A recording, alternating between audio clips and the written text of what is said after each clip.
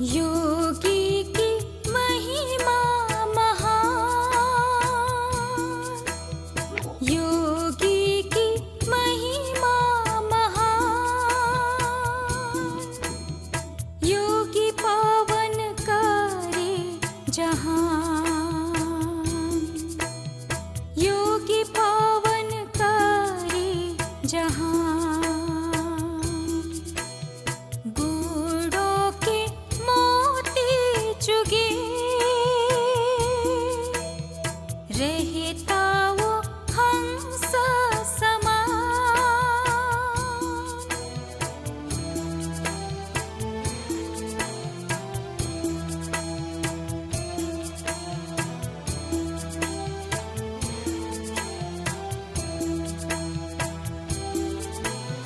कमल आसन पर बैठा योगी, जग से रहता पार।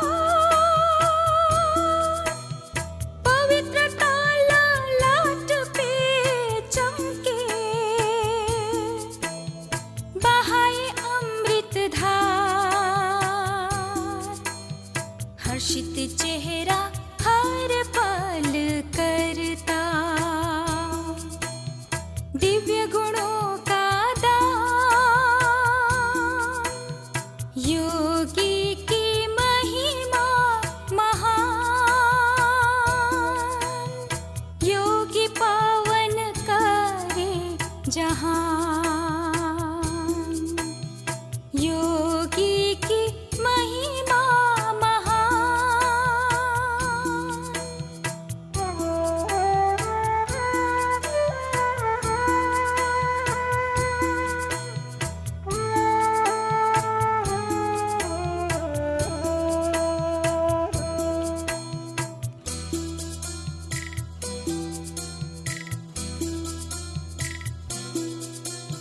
सब नाते एक ईश्वर से,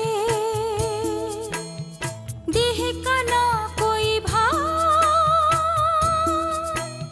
हाथों से हर कर्म करता वो, मन में शिव का ध्यान। तन से न्यारा शिव का प्यारा, योगी की ये पहचान। योगी की महिमा महान, योगी पावन करे जहान। योगी की महिमा महान, योगी की महिमा महान, योगी पावन करे जहान। योगी पावन करे जहान। गुणों के मोती चुगे रहता वो हंस समान। योगी की महिमा महान, योगी की महिमा महान।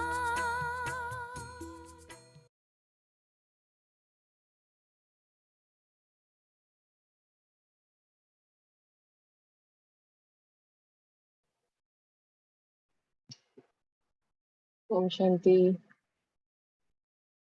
आज की मुरली की डेट 30 जनवरी 2010 और सार है, चारों ही सब्जेक्ट में स्वमान के अनुभवी स्वरूप बन अनुभव की अथॉरिटी को कार्य में लगाओ। ये मुरली पढ़कर ऐसा लग रहा था कि बाबा हम लोग के ऊपर कितनी मेहनत करते हैं, कितना बाबा एक्सप्लेन कर रहे हैं सब चीज को। तो सबसे पहले तो बाबा ने स्टार्ट किया ब्राह्मणों की महिमा से। आज साकार मुरली में भी था कि अगर ब्राह्मण नहीं बने तो देवता भी नहीं बन सकते। बाबा अपने आप को ब्राह्मण संसार के रचयिता और ब्राह्मण संसार को देखकर बाबा देख रहे हैं तो एक एक ब्राह्मण आत्मा विशेष है पूरे संसार में, कोटों में कोई है। और क्यों है? क्योंकि साधारण तन में आए हुए बाबा को पहचान लिया। तो बाबा ने आज बहुत सारी बातें बताई हैं योगी जीवन के लिए, हमारी मुश्किलें क्यों आती हैं, बाबा कैसे प्रैक्टिकली सिखा रहे हैं हमें, पूरा इस मुरली में है। हाँ जी, शेयर करेंगे अभी।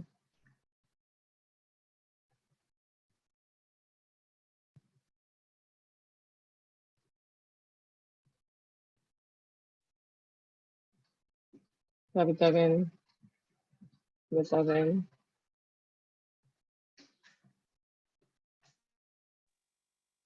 ओम शांति। जैसे बाबा ने कहा है कि हम योग लगाने वाले नहीं है लेकिन योगी जीवन वाले हैं।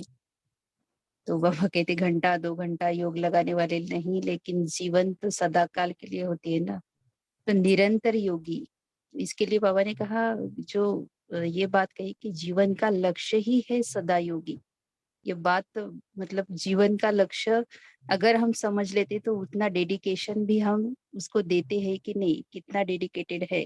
तो बाबा कहते हैं कि नेचुरल जीवन हमें अनुभव होना चाहिए, योगी जीवन। इसके लिए बाबा ने जो कहा कि मस्तक में चमकता हुआ भाग्य जो देख रहे हैं बाबा, कि मेरा हर बच्चा स्वमानधारी स्वराज्य अधिकारी है। तो आज बाबा ने स्वमान में रहने के लिए जो डिफिकल्टीज आती है और स्वमान की जो अनुभवी मूर्त की स्थिति है वो क्यों नहीं रहती, इसके बारे में बहुत अच्छा एक्सप्लेनेशन किया है कि स्वमान स्वरूप बन स्वमान में लवलीन हो जाना, इसके लिए एक एक स्वमान की माला को फिरते रहना, ऐसे बाबा ने कहा है। लेकिन आगे जाकर बाबा कहते हैं कि स्वमान में स्थित होने में कभी कभी मेहनत लगती है। तो चाहते हैं लेकिन कभी कभी मेहनत लगती है, तो सर्वशक्तिवान बाप बच्चों की मेहनत नहीं देख सकते, क्योंकि जहाँ मोहब्बत होती है वहाँ मेहनत नहीं होती है। तो जहाँ मेहनत है वहाँ मोहब्बत में कमी है। तो ये कहीं ना कहीं हम उस स्वमान की गहराई में जाके चिंतन हमें करना पड़ेगा। इस पे भी चिंतन चला, क्यों नहीं बन पाते हम अनुभवी स्वरूप। एक तो एक्सेप्ट करना पड़ेगा जो बाबा ने, ये कह कौन रहा है, बाबा सर्वशक्तिवान पिता हमारा, वो हमें वो टाइटल दे रहा है।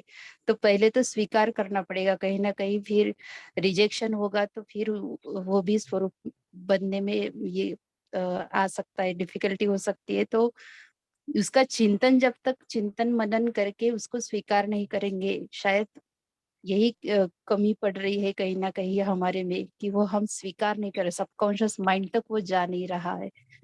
फिर बाबा ने अमृत वेले, जैसे बाबा ने उदाहरण तौर पर दिया कि मैं बाप दादा के दिल तक तो नशीन हुए, सोचते रहते हैं बच्चे लेकिन स्वरूप में नहीं टिकते हैं। तो बाबा ने कहा कि स्वमान स्वरूप बन, अनुभवी मूर्त बन। अनुभव के ऑथोरिटी स्वरूप बनने में कमी दिखाई दी है, क्योंकि ऑथोरिटी तो बहुत है लेकिन सबसे बड़ी ऑथोरिटी अनुभव की ऑथोरिटी है। और यह स्वमान की अनुभूति ऑलमाइटी ऑथोरिटी ने दी है। तो ये कितनी बड़ी बात है कि कहने वाला तो ऑलमाइटी ऑथोरिटी है, फिर भी हम उसको स्वीकार नहीं कर पा रहे हैं और मेहनत महसूस करते हैं। जी, आगे भी कर्मयोगी के बारे में कहा बाबा ने। हाँ जी, तो ये कल की मुरली का मेरे को एक्सटेंशन ही लगा कि जैसे कल बाबा ने कर्मयोगी बनने में, और जो अमृत वेले जो योग की स्थिति होती है और जो दिन भर योग की स्थिति होती है, उसमें अंतर कहाँ आता है और क्यों आता है, तो उसी के आगे बाबा बता रहे हैं कि कैसे हम लोग समान में स्थित नहीं रहते हैं। इसके लिए कल जैसे शक्ति के लिए बोला था कि शक्ति को अगर हम ऑर्डर करें सीट पर सेट होकर, तो ऐसा हो नहीं सकता कि नहीं आए। इसी तरह हम समान स्वरूप में कैसे क्यों नहीं बन पाते हैं। तो यहाँ पे बाबा ने जो एग्जाम्पल भी दिया कि अंधकार का, कि अगर स्विच ऑन कर देते हैं तो अंधकार को भगाना नहीं पड़ता, अपने आप हो जाता है। तो अगर हम समान में स्थित हैं तो देह अभिमान को हमें भगाना नहीं पड़ता है, वो अपने आप ही चला जाता है। तो इसमें जो बाबा ने मतलब एक जो लाइन बोली कि स्वमान को जानते हैं, पुरुषार्थ भी करते हैं, लेकिन अनुभव का पुरुषार्थ करना और अनुभवी स्वरूप बनना, उसमें अंतर है, इसलिए मेहनत करनी पड़ती है। और भी बाबा ने और भी बताया कि मेहनत क्यों, उसके लिए भी बाबा ने बहुत सारे बातें बताई है। हाँ जी। कविता मैम आप शेयर करें। ओम शांति। मैं ये शेयर कर रही थी जो बाबा ने कहा ना कि चारों सब्जेक्ट में स्वमान के अनुभवी स्वरूप बनो, तो बाबा ने इसको बताया कि चारों सब्जेक्ट में कैसे उसके अनुभवी बने। तो उसके लिए बाबा ने कहा कि जैसे देह भान इतना पक्का हो गया है कि कोई किसी और को आपकी नाम को कोई बुलाता है तो भी आपके कान एकदम सुनते ही अटेंशन जाता है कि कोई मुझे बुला रहा है, इतना पक्का हो गया है। अगर कोई आपका नाम बदली करके बोले कि आप फलाने नहीं फलाने हो तो आप कभी नहीं मानोगे, इतना पक्का देह भान। तो बाबा कह रहे हैं कि अब देही अभिमानी स्वमानधारी स्थिति इतनी ही पक्की हो जाए। और क्योंकि हम कहते भी यही है कि हमारा जीवन परिवर्तन हुआ है ब्रह्मा कुमारी बनके, तो बाबा कह रहे हैं परिवर्तन क्या किया है, देह भान से स्वमान में आए, बॉडी कॉन्शियस से अपने असली स्वरूप को पहचाना, स्वराज्य अधिकारी बने। तो फिर बाबा ने बताया कि चारों सब्जेक्ट में अपनी चेकिंग कैसे करो, कि ज्ञान स्वरूप में बनाऊं, ज्ञान सुनने वाला सुनाने वाला नहीं, क्योंकि ज्ञान को कहा जाता है knowledge is light, knowledge is might. तो ज्ञान स्वरूप बनने का अर्थ है कि जो भी कर्म करेंगे वो लाइट और माइट वाला होगा, एकदम राइट होगा और सफलता दिलाने वाला होगा। और दूसरा जो बाबा ने बताया योग का, तो योग स्वरूप का जो अर्थ है ही कर्मेंद्रियों को जीतने वाले, हर कर्मेंद्रिय पर स्वराज्य अधिकारी। और इसी को युक्ति युक्त जीवन वाला भी कहेंगे, क्योंकि अगर योग युक्त है तो युक्ति युक्त भी होंगे। और फिर जो बाबा ने बताया कि अगर ज्ञान और योग का स्वरूप है तो हर गुण की धारणा ऑटोमेटिकली होगी, चारों सब्जेक्ट क्योंकि कनेक्टेड है ना हमारे। और अगर गुणों की धारणा होगी तो सेवा फिर ऑटोमेटिक होगी, कोई सेवा का प्रोग्राम नहीं दिया जाएगा, कोई कहेगा नहीं कि ये सेवा करो। कभी मनसा वाचा या कर्मणा संबंध संपर्क में हर तरह से हर जगह पे फिर वो सेवा ऑटोमेटिक होगी। तो उसके लिए बाबा ने कहा कि पहले उसके लिए अनुभवी बनो, क्योंकि सेवा में क्या होता है, जैसे बाबा ने कहा ना, अगर सेवा में सफलता चाहिए, धारणा में स्वभाव संस्कार, ये सारी चीजें चेक करनी है, क्योंकि यही सारे विघ्न बनते हैं। और योग में भी बाबा ने कहा कि अचल रहने वाले योगी, जीवन की अनुभूति करने वाले, ऐसे नहीं कि बहुत मेहनत करनी पड़ रही है। आज जैसे बाबा ने बोला ना कि जहाँ मेहनत है वहां मोहब्बत की कमी है, तो जैसे बाबा ना कह रहे हैं बच्चों को कि बाप तो इतना प्यार का सागर है, सब कुछ बच्चों के लिए लेके रखते हैं, सब कुछ बच्चों पे लुटाते हैं, और हम कहते हैं कि हमें तो बाप को याद करने में भी मेहनत लगती है, तो मोहब्बत की कमी है ना, इसीलिए लगती है। और एक और बात जो आज बाबा ने कही ना कि हर ब्राह्मण संसार में विशेष आत्मा है, क्योंकि कोटों में कोई है, क्योंकि साधारण तन में आए हुए बाप को पहचान लिया। पहले ये इतनी वो नहीं लगती थी, कि लगता था हाँ जो ज्ञान में चल रहे हैं पहचान लिया तभी तो चल रहे हैं ना, लेकिन अब लगता है कि नहीं, ये बात इतनी भी लाइट नहीं है, बहुत डीप बात है। चलने के बाद भी जरूरी नहीं है कि आपने बाप को पहचान ही लिया है, क्योंकि जैसे बाबा कहते हैं ना, आश्चर्यवत सुनंती कथंती भागंती हो जाते हैं, बहुत बहुत सालों के बाद भी ऐसा हो जाता है। तो जिसने पहचाना होगा उसके साथ तो नहीं हो सकता ना, इसका मतलब पहचान में कुछ कमी है। तो ये बहुत बहुत इम्पोर्टेंट बात है भगवान को पहचानने की। ओम शांति। तो ये जो बाबा ने चारों स्वरूप में स्थित होने की बात बताई, ये बहुत ही अच्छी लगी कि क्या बाबा कहना चाह रहे हैं, क्या है एग्जैक्टली डिफाइन करना। ये बहुत इम्पोर्टेंट बात है कि हमें बाबा कितनी क्लियरली एक्सप्लेन कर पा रहे हैं। और इसमें एक ये बात को हम रिलेट कर पा रहे थे कि अभी कुछ दिन पहले भाई जी ने क्वेश्चन पूछा था कि कैसे ऐसा हो कि हम लोग को वो युद्ध करना ही ना पड़े। तो बोला था कि अगर हम ऐसे नॉलेजफुल होके काम करें कि हमें माया आए ही नहीं, माया को दूर से ही भगा दें, तो जैसे अगर ये वाला ज्ञान स्वरूप है कि ज्ञान स्वरूप मतलब कर्म वही करेंगे जो लाइट और माइट वाला हो और यथार्थ हो, तो इसी को कहा जाता है ज्ञान स्वरूप बनना। तो मतलब अगर हमसे गलती हो रही है, माया आ रही है, तो इसका मतलब हम ज्ञान स्वरूप नहीं बने हुए हैं। और बाबा तो हमसे चारों ही सब्जेक्ट में ज्ञान स्वरूप बनने के लिए कह रहे हैं। और जो सेवा के लिए बाबा ने इसमें बात की कि हर समय अखंड चलती रहेगी, तो जो वो एक निरंतर योग या जो 24 घंटे याद वाली है या जो सेवा होनी है वो कैसे होगी, बाबा उसका भी बता रहे हैं। और इसमें जो बाबा ने बताया कि संबंध संपर्क में भी सेवा होती है, केवल वाचा मनसा या ऐसा वाली नहीं। अगर हम संबंध, जैसे अभी थोड़े दिन पहले संडे की मुरली में भी था कि कर्म संबंध में आना भी सेवा है, तो इसमें बाबा ने जो बोला गिरे हुए को उठाना है, ये भी पुण्य गाया जाता है। और संबंध संपर्क में भी सेवा करना, ये सच्चे सेवाधारी का कर्तव्य है। तो सेवा मिले या सेवा दी जाए, तो सेवा है वह नहीं, स्वयं मनसा वाचा कर्मणा संबंध संपर्क में सेवा ऑटोमेटिकली होती रहे। और सच्चे सेवाधारी का भी बाबा ने डेफिनेशन दी कि सबके लिए शुभ भावना। तो ये जो एक बाबा ने बताया कि मन में कोई का भी कमी का संस्कार अपनी शुभ भावना को कम नहीं करे। उसका संस्कार तो ढीला है, लेकिन वो इतना तो पावरफुल है जो आपकी शुभ भावना को कम कर लेता है। तो हम किसी को भी ऐसे कमजोर ना समझे, अगर हम किसी से प्रभावित हो रहे हैं, उसके बारे में हमारे संकल्प चल रहे हैं, तो वो हमसे ज्यादा पावरफुल है उस समय। तो बाबा ने अनुभव की अथॉरिटी वाला किसको कहते हैं वो एक्सप्लेन किया, और हमको बोला क्या चेक करने के लिए कि इतना सेवा का उमंग उत्साह है या नहीं। हाँ जी। और बाबा ने और क्या बोला शेयर करेंगे। परिवार के बारे में भी आज बाबा ने बोला है। इसके लिए इस बारे में कुछ शेयर करना है अंजलि बहन, आपको कुछ शेयर करना है?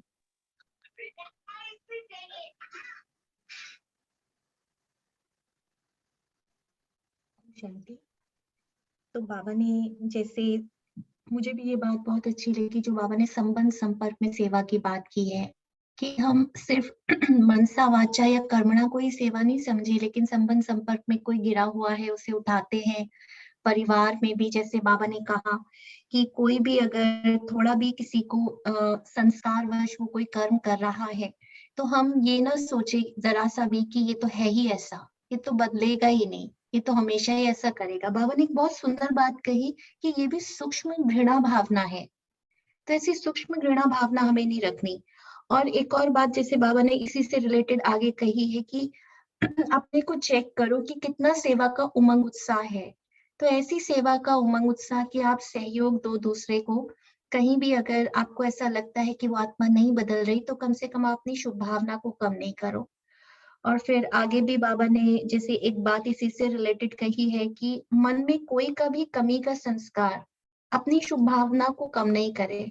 तो वो बात भी हम अंडरलाइन कर सकते हैं।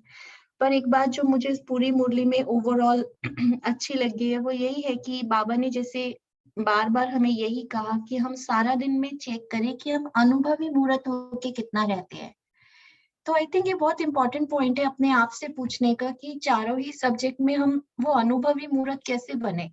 सिर्फ ऊपर ऊपर से नहीं, लेकिन जो बाबा कई मुरलियों में कहता है कि एक ही पॉइंट की गहराई में जाना, वो मुझे लगा कि बहुत जरूरी है। तो वही चीज मैं बार बार चिंतन कर रही थी कि कैसे एक ही पॉइंट की हम गहराई में ज्यादा से ज्यादा चले जाएं। शांति। भाई जी आप इसमें कुछ शेयर करेंगे, कैसे हम लोग पूरा दिन अनुभवी मूर्त बन के रहना है, तो कमी कहाँ पे आती है और स्कोप ऑफ इम्प्रूवमेंट कहाँ है?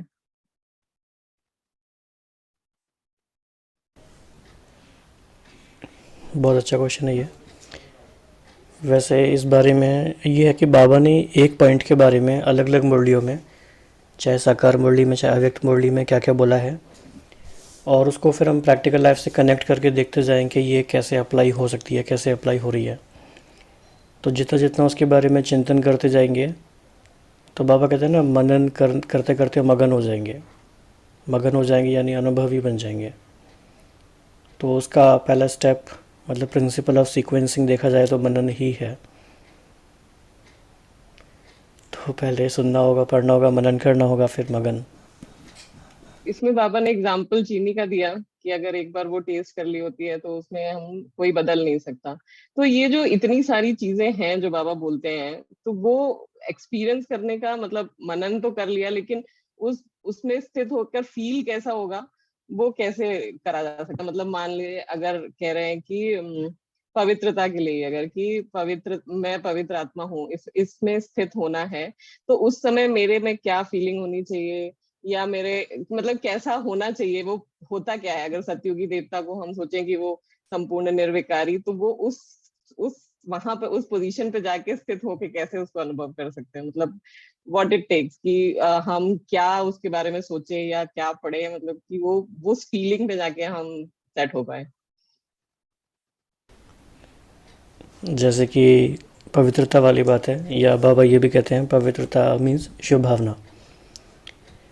तो पवित्रता सुख शांति की जननी है, ये एक प्रिंसिपल है। तो अगर हम किसी भी दिन शुभ भावना रखते हैं किसी के लिए 30 मिनट्स भी या 1 घंटे भी, तो हमें कैसा फ़ील होता है? क्या हमें सुख शांति फ़ील हुई? अगर हुई तो इसका मतलब वो प्रिंसिपल या वो लॉ काम कर रहा है। तो उसको फिर हम दोबारा किसी और दिन रिपीट करके देखा, फिर भी काम कर रहा है, फिर रिपीट करके देखा, फिर भी कर रहा है, यानी वो एस्टेब्लिश हो गया, वो अनुभव में आ गया कि ये ऐसे ही होता है। तो इस तरह से देखा जाए तो वो अनुभव का खजाना, जैसे शुभ भावना की शक्ति की बात है, तो अगर हमने ये हज़ारों बार या 100 बार भी लाइफ में यूज़ किया है, तो फिर कोई कहे कि नहीं नहीं नहीं, शुभ भावना रखने से कुछ नहीं होता, ये तुम्हारे मन की कल्पना है, तो फिर हम उसकी बात को समझेंगे कि वो नहीं समझ रहा है, लेकिन हमें पता है ये तो काम करता ही है, क्योंकि हमने खुद देखा ऐसा। तो खुद एक्सपेरिमेंट करते हैं तो एक्सपीरियंस होगा। तो ये कह सकते हैं कि एक्सपेरिमेंट प्रीसीड्स एक्सपीरियंस।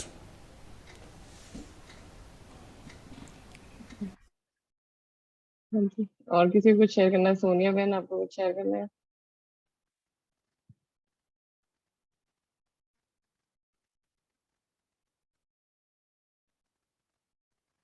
ओके, आज बाबा ने अचानक और एक एवर बात, रेडी फिर से। सॉरी, एक हाँ बात और जी, मुझे ऐड करनी है कि जैसे बाबा ने आज की साकार मुरली में भी इसी से रिलेटेड बात कही है कि जब हमारा हर कदम श्रीमत पे होता है तो दुख हमें छू भी नहीं सकता।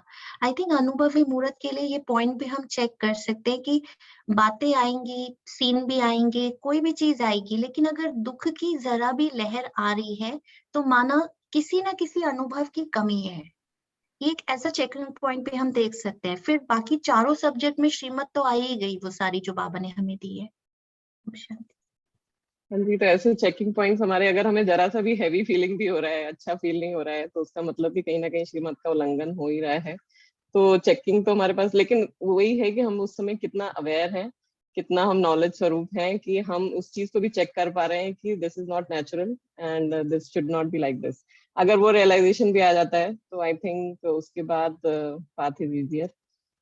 हाँ जी, और ये बाबा ने अचानक और अवेरेडी के लिए भी बोला, तो शेयर करेगा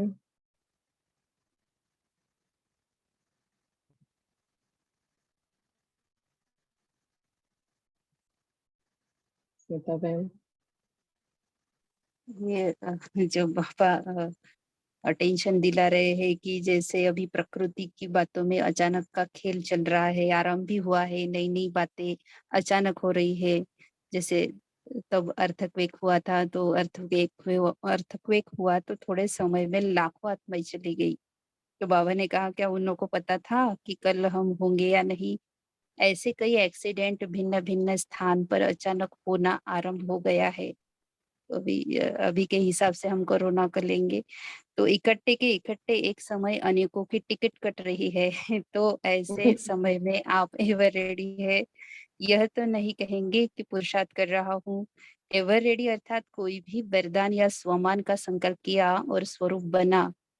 इसलिए बाप दादा आज इस बात पर अटेंशन दिला रहे हैं कि किसी भी वरदान को फलीभूत कर वरदान या स्वमान के स्वरूप के अनुभवी बन सकते हो।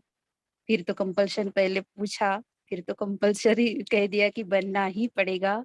कोशिश कर रहा हूँ, अगर कोशिश भी करनी है तो अभी से, क्योंकि बहुत समय का अभ्यास समय पर मदद देगा। पुरुषार्थी नहीं, अनुभवी, क्योंकि अनुभव की अथॉरिटी आप सबको ऑलमाइटी अथॉरिटी ने दी है। अगेन बाबा बार बार रियलाइज करा रहे हैं कि किसने दी है ये अथॉरिटी। बाबा ने कहा कि जैसे देह भान के अनुभवी है, तो जैसे अभी डिस्कस किया कि हमारे नाम से अगर किसी को बुलाएंगे तो हम नेचुरल है कि हम देखेंगे मुड़कर।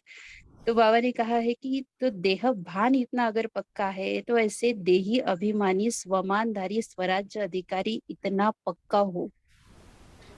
फिर तो अभी जो हमने डिस्कस किया कि ज्ञान मतलब लाइट माइट, अभी इसमें ज्ञान तो लाइट है, लेकिन वो माइट तब बनेंगे जब मनन चिंतन करके उसके मतलब स्वरूप बनते जाएंगे। मनन चिंतन से स्वरूप बनते जाते हैं, तब जाके वो माइट बनती है।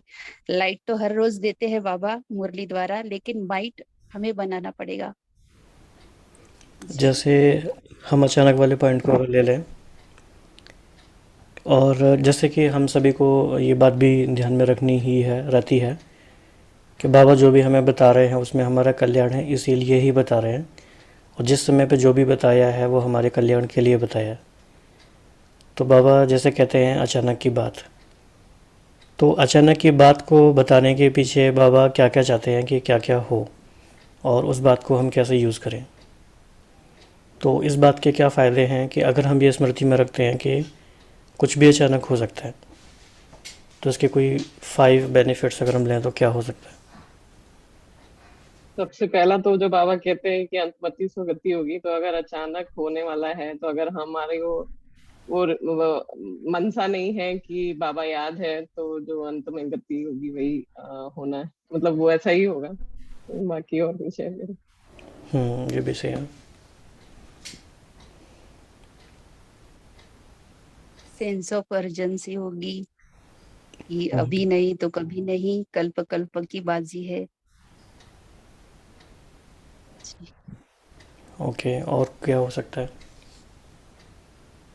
क्योंकि सब कुछ अचानक होना है और कभी भी हो सकता है, उसका कोई टाइम भी नहीं है। हम ये नहीं समझ सकते हैं कि अभी हमारे पास इतना टाइम है तो हम आराम आराम से कर लें। तो हमारा पूरा फोकस अपने आप पे रहेगा। जो बाबा ने हमको एक लक्ष्य दिया ना संपूर्णता का, तो हमारा पूरा फोकस उस पे रहेगा। फिर हमारा छोटी छोटी बातों में टाइम वेस्ट नहीं होगा, क्योंकि अचानक कुछ भी हो सकता है। जैसे मम्मा कहती थी ना, हर घड़ी को अंतिम घड़ी समझो। अगर ये सब समझ के चले तो हमारा टाइम वेस्ट नहीं होगा। तो जैसे कई सारे और हाँ जी, हाँ जी। हिसाब किताब चुकतू भी करने हैं, तो उसका भी वो रहेगा कि अगर टाइम नहीं है तो एक तो नए बनाने नहीं है और पुराने खत्म करने हैं। हाँ जी, तो इसमें काफ़ी सारे पॉइंट आ सकते हैं, मतलब उनको कहने का तरीका अलग अलग हो सकता है, पॉइंट तो एक ही है देखा जाए तो। जैसे कि ये भी कह सकते हैं कि हमारी प्रायोरिटी बहुत क्लियर हो जाती है, हमें क्या करना है और क्या नहीं करना है। या हम ये कह सकते हैं फर्स्ट थिंग फर्स्ट का जो प्रिंसिपल है वो हम फॉलो करने लगते हैं। लेकिन क्या ऐसा नहीं होता कि चलते चलते फर्स्ट सेकंड थर्ड सारी चीज़ें आ जाती हैं और हम थोड़े कैजुअल हो जाते हैं, तो ऐसा क्यों हो जाता है फिर।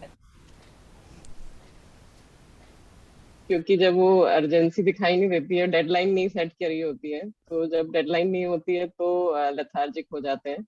बिकॉज मन का शायद वो स्वभाव ही है कि जब तक डेडलाइन नहीं मिली है तब तक उसकी तरफ रेस नहीं करता, तो शायद इसके लिए बाबा इतना अगली दिवाली नहीं देखेंगे या वो ऐसा लक्ष्य देते रहते हैं। हाँ जी, तो ओके, ठीक है, कोई नेक्स्ट पॉइंट ले सकते हैं। तो इसमें जो बाबा ने एवर रेडी का जो ये बताया कि एवर रेडी अर्थात वरदान या सम्मान का संकल्प किया और स्वरूप बना, इसमें हम लोग कितने परसेंट हैं अभी, कितना हो पाता है सबका? भाई जी आपका कितना हो पाता है?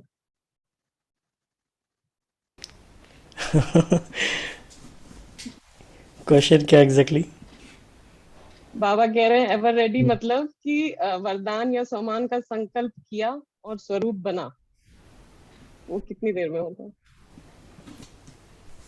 ये तो डिपेंड करता है हर दिन पे, हर सिचुएशन पे, ऐसा नहीं कह सकते कि सदा एक सही रहता है। तो ये फ्लक्चुएशन है और इसी को स्ट्रीमलाइन करना शायद वही पुरुषार्थ वाली मार्जिन है भी। इसमें मेरा बाकियों एक के। एक्सपीरियंस ये है हाँ जी। कि जैसे बहुत टाइम से अलग अलग स्वमानों की प्रैक्टिस कर रहे थे। कुछ टाइम के लिए कोई ले लिया, कुछ टाइम के लिए कोई। बट अब ग्रेजुअली ऐसा हो गया है कि अपने आप ना एक दिन बैठी तो बहुत सारे स्वमानों की एक माला बन गई, अराउंड 31। और वो एक एक स्वमान क्योंकि एक्सपीरियंस ऑलरेडी किए हुए थे, तो अब जब भी मैं वो करती हूँ ना, अगर सारे दिन में 5 से 6 बार भी करती हूँ ना, तो डेड साइलेंस की अनुभूति होती है। बहुत बहुत डीप एक्सपीरियंसेस होते हैं उनके। शायद वो पहले से ही किए हुए हैं, इसीलिए ऐसा हो जाता होगा, आई थिंक। हाँ जी, हो तो इसमें सकती है। इसमें एक इंटरेस्टिंग बात यह है जो पहले भी कई बार शेयर हुई है और हर दिन ही वो एक्सपीरियंस होती है कि कोई भी सामान लाना नहीं पड़ता, सामान खुद आते हैं अंदर से।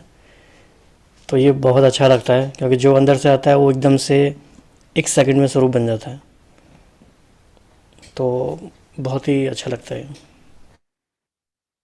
क्योंकि बाबा ने ना बहुत सारे स्वमान दिए हैं, और किसी के लिए कोई स्वमान काम करता है और किसी के लिए कोई। ऐसा नहीं हो सकता कि कोई हमें दे दे और हम उसी पे चलते जाएँ। ये पॉसिबल नहीं है कि आपको उसी में अनुभूति हो। जो आपके अंदर से निकलता है ना, एक्चुअली वो ही आपकी जर्नी है। जी। तो और कोई बताएगा? सबके हाँ अंदर जी, से कौन कौन से बोलिए। सामान आ रहे हैं आज, कोई शेयर करें?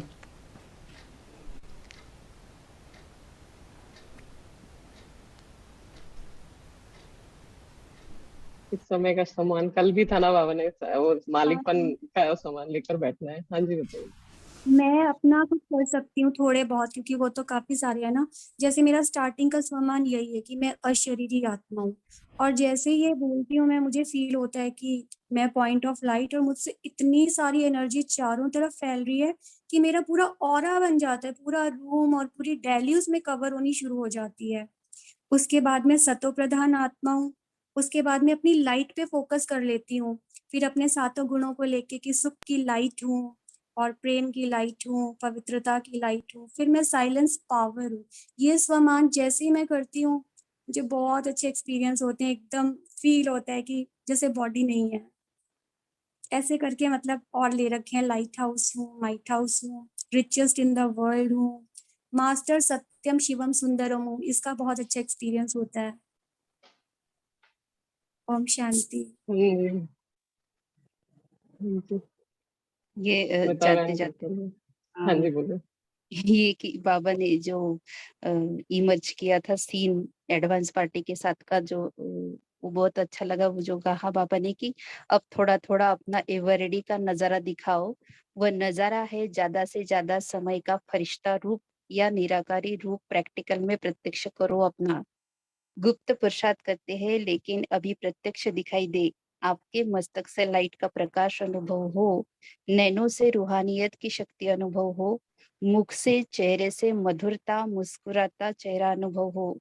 और का तारीख पूछेंगे तो हर एक सोचेगा, क्योंकि संगठन रूप में जो भी महावीर है, तीव्र पुरुषार्थी है, उनको संगठन रूप में ही जाना है, आगे पीछे नहीं जाना है। पहले यहाँ एवरेडी का रूप प्रत्यक्ष होना है, जिससे बाप दादा की प्रत्यक्षता हो, कार्य की प्रत्यक्षता हो। तो अभी तीव्र पुरुषार्थ करो, एक दो को सहयोग दो, आगे बढ़ाओ, कमजोर को सहारा दो, ऐसा संगठन बनाओ। अच्छा। तो आज का अमृत वेले का पॉइंट है बच्चों की जिम्मेवारी। जब बाबा चक्र लगाते हैं, अमृत वेले से अपने भाग्य की लिस्ट निकालो। भाग्यवान बच्चों को अमृत वेले स्वयं बाप उठाते भी हैं और आह्वान भी करते हैं।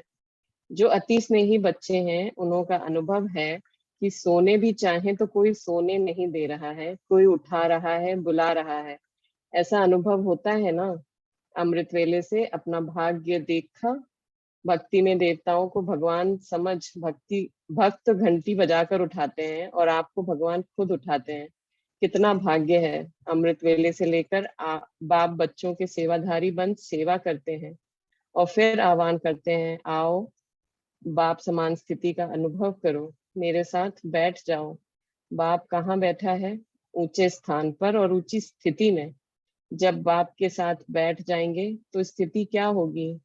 मेहनत क्यों करते हो? साथ में बैठ जाओ तो संग का रंग स्वतः ही लगेगा। स्थान के प्रमाण स्थिति स्वतः ही होगी। तो जैसे स्थान का स्थिति पर प्रभाव पड़ता है, ऐसे अमृत वेले या तो परम धाम में या सूक्ष्म वतन में चले आओ। बाप के साथ बैठ जाओ। अमृत वेला शक्तिशाली होगा तो सारा दिन स्वतः ही मदद मिलेगी।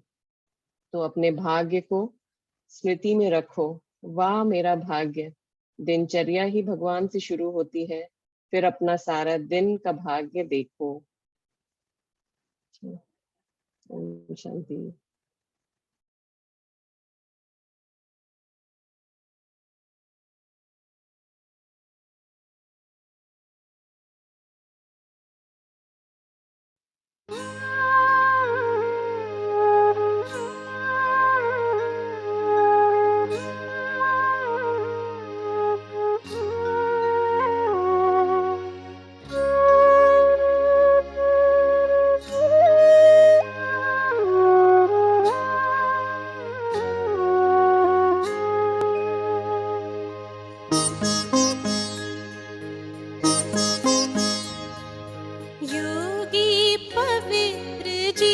जीवन इतना सुखद सलूक